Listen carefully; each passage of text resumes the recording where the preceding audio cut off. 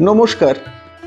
সাহিত্যের মণিমাণিক্যগুলি অনুষ্ঠানে গল্প বলার কথক ঠাকুর অডিও বুক ইউটিউব চ্যানেলে আজ শোনাব আমাদের প্রাণের লেখক বিভূতিভূষণ বন্দ্যোপাধ্যায় রচিত উপন্যাস ইছামতি তৃতীয় পর্ব।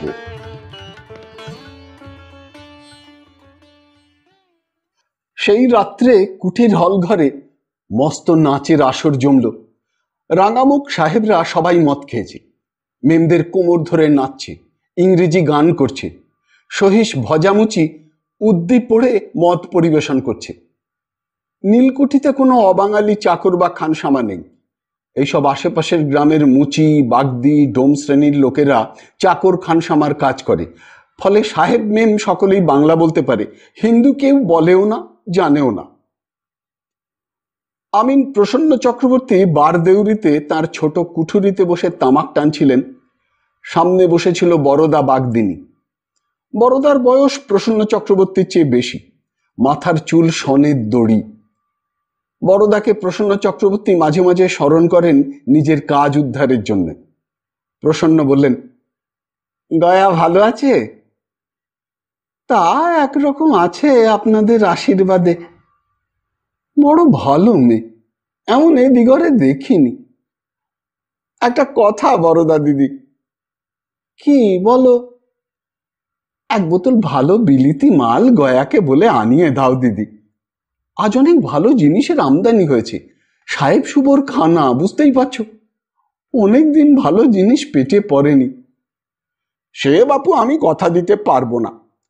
গয়া এখন এদিকে নেই, সাহেবদের খানার সময় গয়া সেখানে থাকে না। নক্ষে দিদি, শুনবো না? একটু নজর করতেই হবে। উঠে যাও দিদি, দেখো যদি গয়াকে বলে নিদেনে একটা বোতল জোগাড় করতে পারো। বরদা বাগদিনী চলে গেল। এ অঞ্চলে বরদার প্রতিপত্তি অসাধারণ, কারণ ও হলো সুবিখ্যাত গয়া মেমের মা। গয়া মেমকে মোল্লাহাটি নীলকুঠির অধীন সব গ্রামের সব প্রজা জানে ও মানে। গয়া বরদা বাগদিনীর মেয়ে বটে, কিন্তু বড় সাহেবের সঙ্গে তার বিশেষ ঘনিষ্ঠতা, এই জন্যেই ওর নাম এই অঞ্চলে গয়া মেম। গয়া খারাপ লোক নয়। ধরে পড়লে সাহেবকে অনুরোধ করে অনেকের ছোট বড় বিপদ সে কাটিয়ে দিয়েছে। মেয়ে মানুষ কিনা, পাপ পথে নামলেও ওর হৃদয়ের ধর্ম বজায় আছে ঠিক। গয়ার বয়স বেশি নয়, 25-এর মধ্যে। গায়ের রং কটা, বড় বড় চোখ, কালো চুলের ঢেউ ছেড়ে দিলে পিঠ পর্যন্ত পড়ে। মুখখানা বড় ছাঁচের, কিন্তু এখনো বেশ টুলটুলে। সর্বাঙ্গের সুঠাম গড়নে ও অনেক ভদ্র ঘরের সুন্দরীকে হার মানায়। পথ বেয়ে হেঁটে গেলে ওর দিকে চেয়ে থাকতে হয় খানিকক্ষণ। গয়া মেমকে কিন্তু বড় সাহেবের সঙ্গে কেউ দেখেনি, অথচ ব্যাপারটা এই অঞ্চলে অজানা নয়। সে হলো বড় সাহেবের আয়া, সর্বদা থাকে হলদে কুঠিতে, যেটা বড় সাহেবের খাস কুঠি। ফর্সা কালা পেরে শাড়ি ছাড়া সে পরে না, হাতে পইছে, বাজুবন্ধ, কানে বড় বড় মাকড়ি। ঘন বনের বুকচেরা পাহাড়ি পথের মতো বুকের খাঁচটাতে ওর দুলছে সরু মুড়কি মাদুলি সোনার হারে গাঁথা। ডোমবাগদির মেয়েরা বলে, গয়া দিদি এক খেলা দেখালো ভালো। ওদের মধ্যে ভালো ঘরের ঝি বউয়েরা নাক ছিটকে বলে, অমন পইছে বাজুবন্ধের পোড়া কপাল। নিশ্চয়ই ওদের মধ্যে অনেকে ঈর্ষা করে ওকে, এর প্রমাণও আছে। অনেকে প্রতিযোগিতায় হেরেও গিয়েছে ওর কাছে। ঈর্ষা করবার সঙ্গত কারণ আছে বই কি। আমিন প্রসন্ন চক্রবর্তীর ঘরে এহেন গয়া মেমের আবির্ভাব খুবই অপ্রত্যাশিত ঘটনা। প্রসন্ন চক্রবর্তী চমকে দাঁড়িয়ে উঠে বললেন, এই যে গয়া, এসো মা এসো। বসতি দিই কোথায়? গয়া হেসে বললে, থাক খুড়ো মশাই, আমি ঝনকাঠের ওপর বসছি। তারপর কি বললেন মোরে? একটা বোতল জোগাড় করে দিতে পারো মা? দেখুন দেখি আপনার কাণ্ড। মা গিয়ে মোরে বললে দাদা ঠাকুরকে একটা ভালো বোতল না দিলি নয়। এই দেখুন আমি এনেছি, কেমন ধারা দেখুন তো। গয়া কাপড়ের মধ্যে থেকে একটা সাদা পেটমোটা বেটে বোতল বার করে প্রসন্ন চক্রবর্তীর সামনে রাখল। প্রসন্ন চক্রবর্তীর ছোট ছোট চোখ দুটো লোভে ও খুশিতে উজ্জ্বল হয়ে উঠল। তাড়াতাড়ি হাত বাড়িয়ে বোতলটা ধরে বললে, আহা মা আমার, দেখি দেখি, কি ইংরেজি লেখা রয়েছে, পড়তে পারিস? না খুড়ো মশাই, ইঞ্জিরি ফিঞ্জিরি আমরা পড়তে পারিনি। প্রসন্ন চক্রবর্তী গয়ার দিকে প্রশংসমান দৃষ্টিতে চাইলে, কিঞ্চিত মুগ্ধ দৃষ্টিতেও বোধহয়। গয়া মেমের সুঠাম যৌবন অনেকেরই কামনার বস্তু, তবে বড্ড উঁচু ডালের ফল, হাতের নাগালে পাওয়া সকলের ভাগ্যে ঘটে কি? প্রসন্ন চক্রবর্তী বললে, হ্যাঁ রে গয়া, সাহেব মেমের নাচের মধ্যে হলো কি, দেখেছিস কিছু? না খুড়ো মশাই, মোরে সেখানে থাকতে দেয় না। শিপটন সাহেবের মেম নাকি ছোট সাহেবের সঙ্গে নাচে। ওদের পোড়া কপাল, সবাই সবার মাজা ধরে নাচতে লেগেছে। ঝেঁটা মারুন ওদের মুখে, মুই দেখে লজ্জায় মরে যাই খুড়ো মশাই। বলিস কি? হ্যাঁ খুড়ো মশাই, মিথ্যে বলছি নে। আপনি নয় গিয়ে একটু দেখে আসুন, বড় সাহেবের চাপরাশি নফরমুচি বারান্দায় দাঁড়িয়ে আছে। ভজামুচি কোথায়? ও আমার কথা একটু আধটু শোনে। সেও সেখানে আছে। বড় সাহেবও আছে? কেন থাকবে না, যাবে কনে? ভেতরে ভেতরে কেমন লোক বড় সাহেব? গয়া সলজ্জ চোখ দুটি মাটির দিকে নামিয়ে বললে, ওই একরকম। বাইরে যতটা গোয়ার গোবিন্দ দেখেন, ভেতরে কিন্তু ততটা নয়। বাবা, সব ভালো, কিন্তু ওদের গায়ে যে গন্ধ, বুটকা গন্ধ তো আছেই, তা নয়, গায়ে বড্ড ঘামাচি, ঘামাচি পেকে উঠবে রোজ রাত্রি। মোর মাথার কাঁটা চেয়ে নিয়ে সেই ঘামাচি রোজ গালবে। কথাটা বলে ফেলেই গয়ার মনে পড়ল, বৃদ্ধ প্রসন্ন আমিনের কাছে, বিশেষত যাকে খুড়ো মশাই বলে ডাকে, তার কাছে এ কথাটা বলা উচিত হয়নি। মনে হওয়ার সঙ্গে সঙ্গে লজ্জা হলো বড্ড। সেটা ঢাকবার চেষ্টায় তাড়াতাড়ি বলে উঠল, যাই খুড়ো মশাই, অনেক রাত হলো, বিস্কুট খাবেন? খান তো, এনে দেবো এখন। আর এক জিনিস খায়, তারে বলে চিজ, বড্ড গন্ধ। মুই একবার মুখি দিয়ে শেষে গা ঘুরে মরি, তবে খেলি গায়ে জোর হয়। গয়া মেম চলে গেলে প্রসন্ন আমিন মনের সাধে বোতল খুলে বিলিতি মদে চুমুক দিলেন। হাতে পয়সা আসে মন্দ নয় মাঝে মাঝে, দেওয়ানজির কৃপায়, কিন্তু এসব মাল জোটানো শুধু পয়সা থাকলেই বুঝি হয়? হদিশ জানা চাই। দেওয়ানজির এসব চলে না, একেবারে কাঠখোট্টা লোক। ও পারে শুধু দাঙ্গা হাঙ্গামা বাঁধাতে। কিভাবেই রাহাতুলপুরটা পুড়িয়ে দিলে এক রাত্রিরে, এই ঘরে বসেই সব সলা পরামর্শ করে ঠিক হয়। প্রসন্ন আমিন জানে নাকি? ম্যাজিস্ট্রেটই আসুক আর যেই আসুক, নীলকুঠির সীমানার মধ্যে ঢুকলেই সব ঠান্ডা। তাছাড়া রাজার জাত, রাজার জাতের পক্ষে কথা বলবে না তো কি বলবে কালা আদমিদের দিকে? খাও দাও, মেমেদের মাজা ধরে নাচো, ব্যাস মিটে গেল। ভবানী বাড়ুজ্যে বেশ সুখে আছেন। দেওয়ান রাজারাম রায়ের বাড়ি থেকে কিছু দূরে বাঁশবনের প্রান্তে দুখানা খড়ের ঘর তৈরি করে সেখানেই বসবাস করছেন আজ 2 বছর। তিলুর একটি ছেলে হয়েছে। ভবানী বাড়ুজ্যে কিছু করবেন না, 3-4 বিঘে ধানের জমি যৌতুক স্বরূপ পেয়েছিলেন। তাতে যা ধান হয় গত বছর বেশ চলে গিয়েছিল। সে বছর সেই যে সাহেবটি তাদের ছবি এঁকে নিয়ে গিয়েছিল, এবার সে সাহেব তাকে একখানা চিঠি আর একখানা বই পাঠিয়েছে বিলেত থেকে। রাজারাম নীলকুঠি থেকে বই আর চিঠি এনে ভবানীর হাতে দেন। হাতে দিয়ে বলেন, ও হে ভবানী, এতে তিলুর ছবি কি করে এলো? সাহেব এঁকেছিল বুঝি? চমৎকার এঁকেছে, একেবারে প্রাণ দিয়ে এঁকেছে। কি সুন্দর ভঙ্গিতে এঁকেছে ওকে। ওর ছবি কি করে আঁকলে সাহেব? থাক থাক, এ যেন আর কাউকে দেখেও না এ গায়ে, কে কি মনে করবে। ইংরেজি বই, কি তাতে লিখেছে কেউ বলতে পারে না। শুধু এইটুকু বোঝা যায়, এই গাঁ এবং যশোর অঞ্চল নিয়ে অনেক জায়গার ছবি আছে। সাহেবটা ভালো লোক ছিল। তিলু হেসে বললে, দেখলেন কেমন ছবি উঠেছে আমার? আমারও। বিলু নীলুকে দেখাবেন, ওরা খুশি হবে। ডাকি, দাঁড়ান।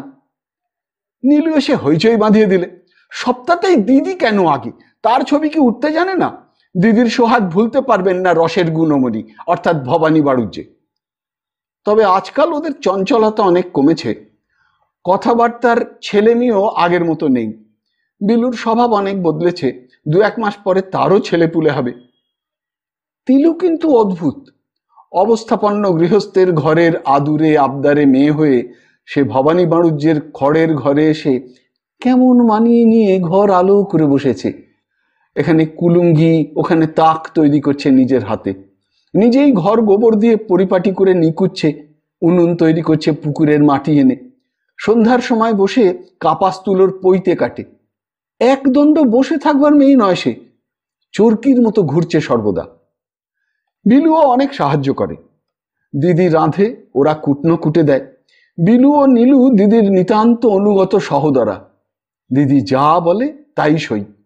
দিদি ছাড়া ওরা এতদিন কিছু জানতো না। অবশ্যই আজকাল স্বামীকে চিনেছে দুজনেই। স্বামীর সঙ্গে বসে গল্প করতে ভারী ভালো লাগে। বৌদিদি জগদম্বা বলেন, ও নীলু, আজকাল যে এ বাড়ি আর আসিস নে আদপে। নীলু সলজ্জ সুরে বলে, কত কাজ পড়ে থাকে ঘরের, দিদি একা, আমরা না থাকলি। তা তো বটেই, আমাদের তো আর ঘর সংসার ছিল না, কেবল তোদেরই হয়েছে না? যা বলো। তিলুকে ওবেলা তাই বলছিলাম, ও বাবা, দিদি তোমার জামাইকে ফেলি আর খোকনকে ফেলি সঙ্গে যেতে বললিও যাবে না। তা জানি, দিদি একা পারে না বলে খোকনকে নিয়ে আমাদের থাকতে হয়। বড্ড ভালো মেয়ে আমার তিলু। সন্ধ্যের পর একটু পাঠিয়ে দিস, উনি কুঠি থেকে আগে আগে ফিরে এলে তিলুই ওর তামাক সেজে দিত, জানিস তো। উনি রোজ ফিরে এসে বলেন, তিলু বাড়ি না থাকলেই বাড়ি অন্ধকার। দিদিকে বলবো এখন, খোকাকে নিয়ে যেন আসে না সন্ধ্যের পর। তোমাদের জামাই না ফিরে এলি তো দিদি আসতে পারবে না, তিনি গুণমণি ফেরেন রাতে। কোথা থেকে? তা বলতে পারি রে, সন্ধান টন্ধান নিবি, পুরুষের বার দোষ বড্ড দোষ। সেসব নেই তোমাদের জামাইয়ের বৌদি, ও অন্য এক ধরনের মানুষ, সন্ন্যাসী গোছের লোক। সন্ন্যাসী হয়েই তো গিয়েছিল জানো তো, এখনো সেই রকম। সংসারে কোনো কিছুতেই নেই, দিদি যা করবে তাই। হা হা, বড্ড ভালো মানুষ, আমার বড্ড দেখতে ইচ্ছে করে। সন্ধ্যের সময় আজ দুজনকেই একটু আসতে বলিস, এখানেই আহ্নিক করে জল খাবেন জামাই। ভবানী নদীর ধার থেকে সন্ধ্যের পর ফিরে আসতেই নীলু বললে, শুনুন, আপনাকে আর দিদিকে জোরে যেতে হবে ও বাড়ি, বৌদিদির হুকুম। আর তুমি আর বিলু? আমাদের কে পৌঁছে, নাগর নাগরি গেলেই হলো। আবার ওই সব কথা, ঘাট হয়েছে, মাপ করুন মশাই। এমন সময় তিলু এসে দুজনকে দেখে হেসে ফেললে, বললে, বেশ তো বসে বসে গল্প গুজব করা হচ্ছে, আহ্নিকের জায়গা তৈরি যে। ভবানী বললেন, নীলু বলছে তোমাকে আর আমাকে ও বাড়ি যেতে বলেছে বৌদিদি। তিলু বললে, বেশ চলুন, খোকনকে ওদের কাছে রেখে যাই। দিব্যি জ্যোৎস্না উঠেছে সন্ধ্যার পরেই। শীত এখনো সামান্য আছে, গাছে গাছে আমের মুকুল ধরেছে, এখনো আম্র মুকুলের সুগন্ধ ছড়াবার সময় আসেনি। দু একটি কোকিল কখনো কখনো ডেকে ওঠে বড় বকুল গাছটার নিবিড় শাখা প্রশাখার মধ্যে থেকে। ভবানী বললেন, তিলু, বসবে? চলো নদীর ধারে গিয়ে একটু বসা যাক। তিলুর নিজের কোনো মত নেই আজকাল, বললে, চলুন। কেউ দেখতে পাবে না তো? পেলে তাই কি, আপনার যা ইচ্ছে। রায়েদের ভাঙা বাড়ির পেছন দিয়ে চলো, ও পথে ভূতের ভয়ে লোকে যায় না। নদীর ধারে এসে দুজনে দাঁড়ালো, একটা বাঁশ ঝাড়ের তলায় শুকনো পাতার রাশির ওপরে। তিলু বললে, দাঁড়ান, আঁচলটা পেতে নিচে বসুন। তুমি আঁচল খুলো না, ঠান্ডা লাগবে। আমার ঠান্ডা লাগে না, বসুন আপনি। বেশ লাগছে না? তিলু হেসে বললে, সত্যি বেশ লাগছে। সংসার থেকে তো বেরোনোই হয় না আজকাল, কাজ আর কাজ। বিলু নীলু সংসারের কি জানে, ছেলে মানুষ, আমি যা বলে দেবো তাই ওরা করে, সব দিকেই আমার ঝক্কি। তিলুর কথার সুরে যশোর জেলার গ্রাম্য টানগুলি ভবানী মাড়ুজ্যের এত মিষ্টি লাগে। তিনি নিজে নদিয়া জেলার লোক, সেখানকার বাংলার উচ্চারণ ও বাচনভঙ্গি সুমার্জিত। এদেশে এসে প্রথমে শুনলেন এই ধরনের কথা, হেসে বললেন, শোনো, তোমাদের দেশে বলে কি জানো? শিবির মাটি, পুবির ঘর, মুগির ডালি ঘি দিলি ক্ষীরের তার হয়। কি কি? মুগির ডালি মানে মুগের ডালে, ঘি দিলি মানে ঘি দিলে। থাকো, আপনার মানে বলতে হবে না। ও কথা আপনি পেলেন কোথায়? এই দেখছি দেশের বুলি ধরেছ, বলতে হবে না, পেলেন কোথায়? তবে মাঝে মাঝে চেপে থাকো কেন? লজ্জা করে আপনার সামনে বলতি। ভবানী তিলুকে টেনে নিলেন আরো কাছে। জ্যোৎস্না বাঁকা ভাবে এসে সুন্দরী তিলুর সমস্ত দেহে পড়েছে। বয়স 30 হলেও স্বামীকে পাবার দিনটি থেকে দেহে ও মনে ও যেন উদ্ভিন্ন যৌবনা কিশোরী হয়ে গিয়েছে। বালিকা জীবনের কতদিনের অতৃপ্ত স্বাদ, কুলীন কুমারীর অতি দুর্লভ বস্তু স্বামী রত্ন এতকালে সে পেয়েছে হাতের মুঠোয়। তাও এমন স্বামী। এখনো যেমন তিলুর বিশ্বাস হয় না, যদিও আজ 2 বছর হয়ে গেল। তিলু বললে, আমার মনে হয় কি জানেন, আপনি আসেননি বলেই আমাদের এতদিন বিয়ে হচ্ছিল না। কুলীনের মেয়ের বিয়ে। আচ্ছা, একটা কথা বুঝলাম না, রায় উপাধি তোমাদের, রায় আবার কুলীন কিসের? রায় তো শ্রোত্রিয়। ও কথা দাদাকে জিজ্ঞেস করবেন, আমি মেয়ে মানুষ, কি জানি। আমরা কুলীন সত্যি। আমার 2 পিসি ছিলেন, তাদের বিয়ে হয় না কিছুতেই। ছোট পিসি মারা যাওয়ার পরে বড় পিসিকে বিয়ে করে নিয়ে গেল কোথায় অজ বাঙাল দেশে। ভালো কুলীনের ছেলে। আহা, তোমরা আর বাঙাল দেশ বলো না, যশোরে বাঙাল কোথাকার। মুগির ডালি ঘি দিলি ক্ষীরের তার হয়, শিবির মাটি পুবির ঘর। যান, আপনি কেবল খ্যাপাবেন। আর আপনাদের যে গেলুম মলুম হালুম হুলুম। আচ্ছা থাক, তারপর? তখন বড় পিসির বয়স 40-এর ওপর। সেখানে গিয়ে আগের সতীনের বড় বড় ছেলে মেয়ে, 20-30 বছর বয়স তাদের। সতীন ছিল না। ছেলেমেয়েরা কি যন্ত্রণা দিত, সব মুখ বুজে সহ্য করতেন বড় পিসি। নিজের সংসার পেয়েছিলেন অতকাল পরে। একটা বিধবা বড় মেয়ে ছিল, সেই পিসিকে কাঠের চালার বাড়ি মারত, বলতো, তুই আবার কে রে? বাবার নিকের বউ, বাবার মতিচ্ছন্ন হয়েছে তাই তোকে বিয়ে করে এনেছে। তাও পিসি মুখ বুঝি সয়ে থাকতো। অবশেষে বুড়ো 72-এ স্বামী তুল্য পটল। তারপর তারপর সতীন পো সতীন ঝিরা মিলে কি দুর্দশা করতে লাগলো পিসির। তারপর তাড়িয়ে দিলে পিসিকে বাড়ি থেকে। পিসি কাঁদে আর বলে, আমার স্বামীর ভিটেতে আমাকে একটু থান দাও। তা তারা দিলে না, পথে বার করে দিলে। সেকালের লজ্জাবতী মেয়ে মানুষ, বয়স হয়েছিল তা কি, কোনে বউয়ের মতো জড়সড়। একজনেরা দয়া করে তাদের বাড়িতে আশ্রয় দিলে। কি কান্না পিসির। তারাই বাপের বাড়ি পৌঁছে দিয়ে গেল। তখনও স্বামী ধ্যান স্বামী জ্ঞান। বাড়ি এসে পিসিকে একাদশী করতে হয়নি বেশি দিন। ভগবান সতী লক্ষ্মীকে দয়া করে তুলে নিলেন। এ কতদিন আগেকার কথা? অনেক দিনের। আমি তখন জন্মেছি, কিন্তু আমার জ্ঞান হয়নি। পিসিমাকে আমি মনে করতে পারি না। বড় হয়ে মার মুখে বৌদির মুখে সব শুনতাম। বৌদি তখন কোনে বউ, সবে এসেছে এ বাড়ি। তিলু চুপ করলে। ভবানী বাণুজ্যও কতক্ষণ চুপ করে রইলেন। ভবানী বাণুজ্যের মনে হলো বৃথাই তিনি সন্ন্যাসী হয়েছিলেন। সমাজের এই অত্যাচারিতাদের সেবার জন্য বারবার তিনি সংসারে আসতে রাজি আছেন। মুক্তি টুক্তি এর তুলনায় নিতান্ত তুচ্ছ। কতদিন আগের সেই অভাগিনী কুলীন কুমারীর স্মৃতি বহন করে ইছামতি তাঁদের সামনে দিয়ে বয়ে চলেছে।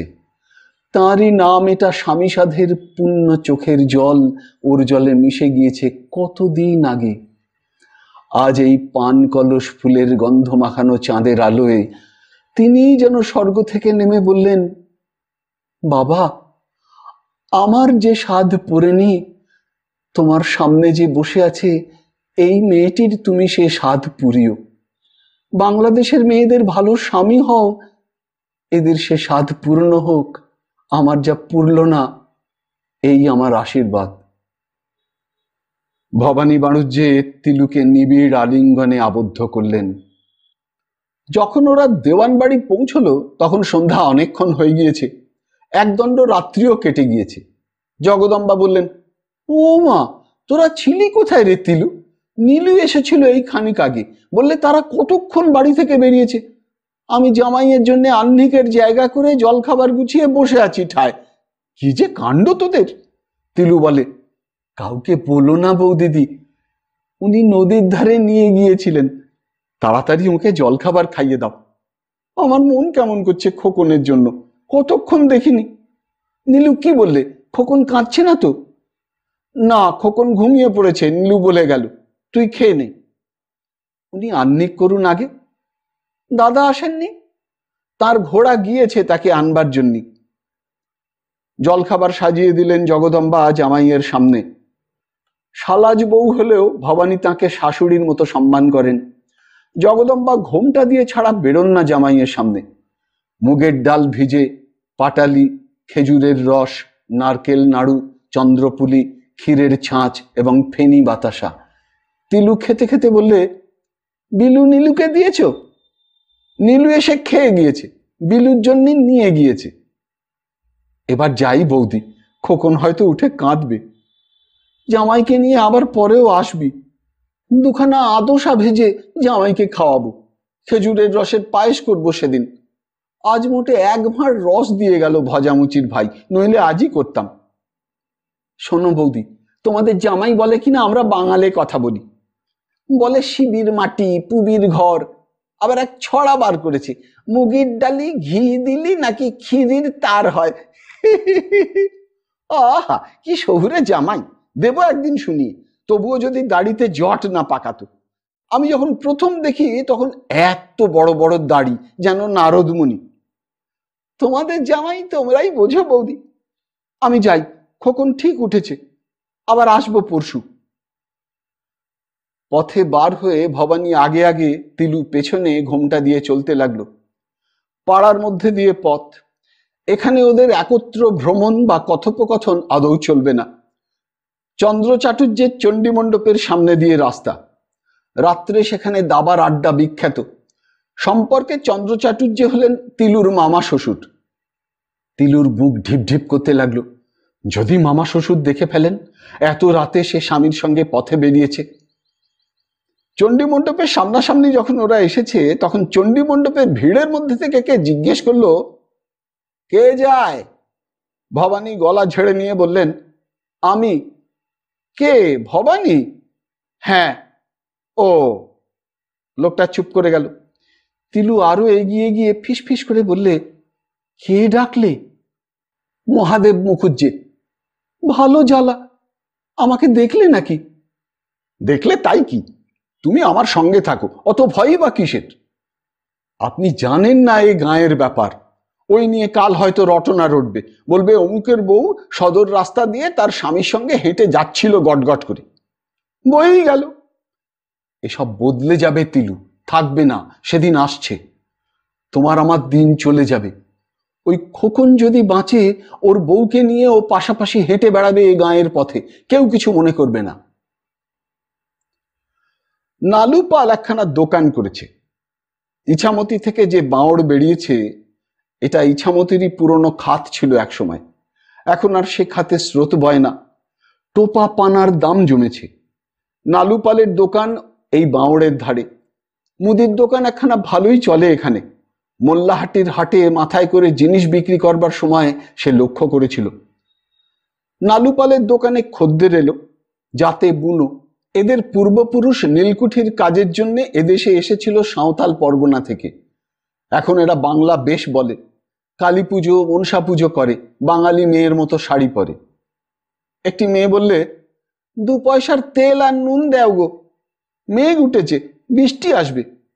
একটি মেয়ে আঁচল থেকে খুললে 4টি পয়সা, সে কড়ি ভাঙাতে এসেছে। 1 পয়সায় 5 গন্ডা কড়ি পাওয়া যায়। আজ সবাইপুরের হাট, কড়ি দিয়ে শাক বেগুন কিনবে। নালুপাল আজ বড় ব্যস্ত। হাটবারের দিন আজ। সবাইপুর গ্রাম এখান থেকে 1/2 মাইল। সব লোক হাটের ফেরত ওর দোকান থেকে জিনিস কিনে নিয়ে যাবে। পয়সার বাক্স আলাদা, কড়ির বাক্স আলাদা। সে জিনিস বিক্রি করে নির্দিষ্ট বাক্সে ফেলছে। এখানে বসে সে সস্তার হাট করে। একটি মেয়ে লাউ শাক বিক্রি করতে যাচ্ছে। নালুপাল বললে, শাক কত? 8 কড়া। দূর, 6 কড়া কালো কিনেছি, শাক আবার 8 কড়া, কখনো বাপের জন্মে শুনিনি। দে 6 কড়া করে। দিলি বড্ড ক্ষতি হয়ে যায় যে, টাটকা শাক এখনই তুলে নিয়ে এলাম। দিয়ে যা রে বাপু, টাটকা শাক ছাড়া বাসি আবার কে বেচে? দুটি কচি লাউ মাথায় একটা ঝুড়িতে বসিয়ে একজন লোক যাচ্ছে। নালুর দৃষ্টি শাক থেকে সেদিকে চলে গেল। বলি, ও দবিরুদ্দি ভাই, শোনো শোনো এদিকে। কি? লাউ তুমি কিনতে পারবা না, সস্তার দিতে পারবো না। কত দাম? 2 পয়সা এক একটা। দোকানের তাবৎ লোক দর্শনে আশ্চর্য হয়ে গেল। সকলেই ওর দিকে চাইতে লাগলো। একজন বললে, ঠাট্টা করলে নাকি? দবিরুদ্দি মাথার লাউ নামিয়ে একজনের হাত থেকে কলকে নিয়ে হেসে বললে, ঠাট্টা করবো কেন, মোরা ঠাট্টার যোগ্যী নক। নালু হেসে বললে, কথাটা উল্টো বলে ফেললে। আমরা কি তোমার ঠাট্টার যোগ্যীর লোক? আসল কথাটা এই হবে। এখন বলো কত নেবা? 1 পয়সা 10 কড়া দিও। না, 1 পয়সা 5 কড়া নিও। আর জ্বালিও না বাপু, ওই নিয়ে খুশি হও, 2টো লাউই দিয়ে যাও। বৃদ্ধ হরিনাপিত বসে তামাকের গুল একটা পাতায় জড়ো করছিল। তাকে জিজ্ঞেস করলে ভুদার ঘোষ, ও কি হচ্ছে? দাঁত মাজবো বেলা, লাউ একটা কিনবো ভেবেলাম, তা দর দেখে কিনতে সাহস হলো না। এই মোল্লাহাটির হাটে জনসন সাহেবের আমলে অমন একটা লাউ 6 কড়া দিয়ে কিনেছি। 10 কড়ায় অমন 2টো লাউ পাওয়া যেত। আমার তখন নতুন বিয়ে হয়েছে। পার্শ্বনাথ ঘোষের বাড়ি ওর বড় ছেলের বৌভাতে 1 পাড়ি তরকারি এল, 1 টাকা দাম পড়ল মোটমাট। অমন লাউ তার মধ্যে 15টা 20টা ছিল। পটল, কুমড়ো, বেগুন, ঝিঙে, থোর, মোচা, পালং শাক, শশা তো অগুন্তি। এখন সেই রকম 1 গাড়ি তরকারি 2 টাকার কম নয়। অক্রুর জেলে দীর্ঘ নিঃশ্বাস ফেলে বললে, না, মানুষের খাদ্য খাদক কেরমেই অনটন হয়ে উঠছে। মানুষের খাবার দিন চলে যাচ্ছে, আর খাবে কি? এই সবাইপুরে দুধ ছিল টাকায় 22 সের 24 সের, এখন 18 সেরের বেশি কেউ দিতে চায় না। নালুপাল বললে, 18 সের কি বলছো খুড়ো? আমাদের গায়ে 16 সেরের বেশি পাওয়া যাচ্ছে না। একটু সন্দেশ করব বলে ছানা কিনতে গিয়েছিলাম অঘর ঘোষের কাছে, তা নাকি 2 আনা করে খুলি। 1 খুলিতে বড় জোর 5 পোয়া ছানা থাকুক। অক্রুর জেলে হতাশ ভাবে বললে, না, আমাদের মতন গরিব গুরবা না খেয়েই মারা যাবে। অচল হয়ে পড়লো কেরমেশে। তা সেই রকমই দাঁড়িয়েছে। দবিরুদ্দি নিজেকে যথেষ্ট তিরস্কৃত বিবেচনা করে এক একটা লাউ 1 পয়সা হিসেবে দাম চুকিয়ে নিয়ে হাটের দিকে চলে গেল। নালুপাল তাকে একটা পয়সা দিয়ে বললে, আমি এক কাজ করবা, 1 পয়সা চিংড়ি মাছ আমার জন্য কিনে এনো। লাউ দিয়ে চিংড়ি দিয়ে তবে মজে, বেশ ছটকালো দেখে দোয়াড়ির চিংড়ি আনবা। হরিনাপিত বললে, চালখানা ছেয়ে নেব বলে ঘরামির বাড়ি গিয়ে এলাম। 4 আনা রোজ ছিল বরাবর। সেদিন সোনা ঘরামি বললে কিনা 4 আনায় আর চাল ছাইতে পারবো না, 5 আনা করে দিতে হবে।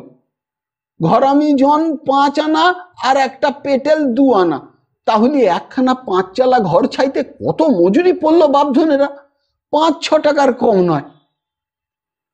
বর্তমানকালের এইসব দুর্মূল্যতার ছবি অক্রুরকে এত নিরাশ ও ভীত করে তুলল যে সে বেচারি আর তামাক না খেয়ে কলকেটি মাটিতে নামিয়ে রেখে হনহন করে চলে গেল। কিন্তু কিছু দূর গিয়েই আবার তাকে ফিরতে হলো। অক্রুর জেলের বাড়ি পাশের গ্রাম পুস্তিঘাটায়। তার বড় ছেলে মাছ ধরার বাঁধাল দিয়েছে সবাইপুরের বাঁওড়ে। হঠাৎ দেখা গেল দূরে ডুমুর গাছের তলায় সে আসছে, মাথার চুপড়িতে একটা বড় মাছ। অক্রুর চুপ করে দাঁড়িয়ে গেল। অত বড় মাছটা কি তার ছেলে পেয়েছে নাকি? বিশ্বাস তো হয় না। আজ হাট করবার পয়সাও তার হাতে নেই। যত কাছে আসে ওর ছেলে, তত ওর মুখ খুশিতে উজ্জ্বল হয়ে ওঠে। ও, মস্ত বড় মাছটা দেখছি। দূর থেকে ছেলে বললে, কনে যাচ্ছ বাবা? বাড়ি যাচ্ছিলাম। মাছ কাদের? বাঁধালের মাছ, এখন পড়লো। ওজন 8 সের 10 ছটাক। তুমি মাছটা নিয়ে হাটে যাও। তুই কনে যাবি? নৌকো বাঁওড়ের মুখে রেখে এলাম যে, ঝড় হলে উড়ে বেরিয়ে যাবে। তুমি যাও। নালু পালের দোকানে খদ্দেরের ভিড় আরো হবে সন্ধেবেলা। এই সময়টা সে 5 জনের সঙ্গে গল্প গুজব করে দিন কাটায়। অক্রুর জেলেকে দোকানের সামনে সবাই মিলে দাঁড় করালে। বেশ মাছটা, এত বড় মাছ অবেলায় ধরা পড়ল। নালু বললে, মাছটা আমাদের দিয়ে যাও অক্রুরদা। নেও না, আমি বেঁচে যাই তাহলে। অবেলায় আর হাটে যাইনি। দাম কি? 4 টাকা দিও। বুঝে সুঝে বলো অক্রুরদা। অবশ্যই অনেক দিন তুমি বড় মাছ বিক্রি করনি, দাম জানো না। হরি কাকা, দাম কত হতে পারে? হরিনাপিত ভালো করে মাছটা দেখে বললে, আমাদের উঠতি বয়সে এ মাছের দাম হতো 1.5 টাকা। দাও 3 টাকাতে দিয়ে যাও। মাপ করো দাদা, পারবো না, বড্ড ঠকা যাবে। আচ্ছা, 3.5 টাকা পাবে। আর কথাটি বলো না। আজ 2 টাকায় নিয়ে যাও, কাল বাকিটা নেবে। মাছ কিনে কেউ বিশেষ সন্তুষ্ট হলো না, কারণ অক্রুর মাঝিকে এরা বেশি ঠকাতে পারেনি। ন্যায্য দাম যা হাটে বাজারে, তার চেয়ে না হয় আনা 8 কম হয়েছে। নালুপাল বললে, কে কে ভাগ নেবা? তৈরি হও। নগদ পয়সা, ফেলো করি, মাখো তেল। তুমি কি আমার পর? 5-6 জন নগদ দাম দিয়ে মাছ কিনতে রাজি হলো। সবাই মিলে মাছটা কেটে ফেললে দোকানের পেছনে বাঁশতলার ছায়ায় বসে। এক একখানা মানকচুর পাতা জোগাড় করে এনে 1 ভাগ মাছ নিয়ে গেল প্রত্যেকে। নালুপাল নিলে 1 ভাগের অর্ধেকটা। অক্রুর জেলে বললে, পালমশাই, অর্ধেক কেন, পুরো নিলে না? না হে, দোকানের অবস্থা ভালো না, অত মাছ খেলেই হলো। তোমরা তো মোটে মা ছেলে, একটা বুঝি বোন, সংসারে খরচটা কি? দোকানটাকে দাঁড় না করিয়ে কিছু করছি নে দাদা। বউ নিয়ে এসো এই সামনের অঘ্রাণে, আমরা দেখি। ব্যবসাটা দাঁড় করিয়ে নিয়ে আগে, সব হবে। নালুপাল আর কথা বলতে সময় পেলে না। দোকানে ওর বড় ভিড় জমে গেল। কড়ির খদ্দের বেশি, পয়সার কম। টাকা ভাঙাতে এলো না একজনও। কেউ টাকা বার করলে না। অথচ রাত 8টা পর্যন্ত দলে দলে খদ্দেরের ভিড় হলো ওর দোকানে। ভিড় যখন ভাঙলো, তখন রাত অনেক হয়েছে।